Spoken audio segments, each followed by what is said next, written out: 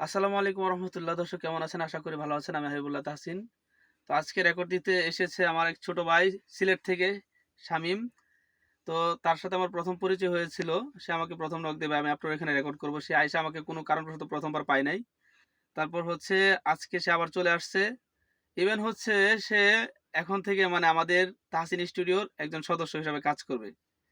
ইনশাআল্লাহ তার কণ্ঠ খুবই চমৎকার। আপনাদেরকে ইনশাআল্লাহ অচিরে তার নতুন সংগীত আপলোড হবে আমাদের তাহসিন স্টুডিওতে, সবাই শুনবেন। আসলে মানে কি বলবো? মানে আমার কাছে যারা আসে পরে আমার টিমেই ভর্তি হয়ে যায়। যাই হোক, আমি শামীমের মুখ থেকে একটু শুনবো যে তার তাহসিন স্টুডিওর পক্ষ থেকে হয়তো একটু সুনাম করবে, এটা একটু শুনতে চাই আরকি। জি, আসসালামু আলাইকুম রহমতুল্লাহ। আমি হচ্ছি মোহাম্মদ শামীম আহমদ। তো ভাইয়ের সাথে আমার যখন পরিচয় হয় তখন আমি বাইকের নিচ থেকে বলেছি যে ভাই রেকর্ড করবো। আসলে আমি ওনার মানে টিকটকে মানে ভিডিও দেখছিলাম যে উনি রেকর্ড করে বা অনেক মানুষকে উনি কাজ করা শিখায় বা কেমনে করতে হয় শিখায়। তখন আমারও মনে অনেক ইচ্ছা থাকছিল যে ভাইয়ের সাথে দেখা করবো, ভাইয়ের সাথে কাজ করব। তো ওই সুবাদে আর কি ভাইয়ের কাছে আসা।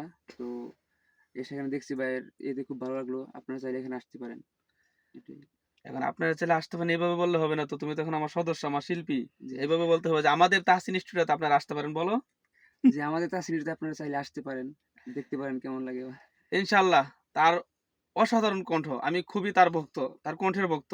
মন থেকে বলতেছি, আমার কাছে খুব ভালো লাগছে। আলহামদুলিল্লাহ, ওর মতো একজন আমার তাহসিন স্টুডিওর শিল্পী পেয়ে আমি ধন্য নিজেকে মনে করতেছি। কারণ ওর সুরটাকে ইনশাআল্লাহ, আমরা ওর কণ্ঠটাকে ইনশাআল্লাহ কাজে লাগাবো।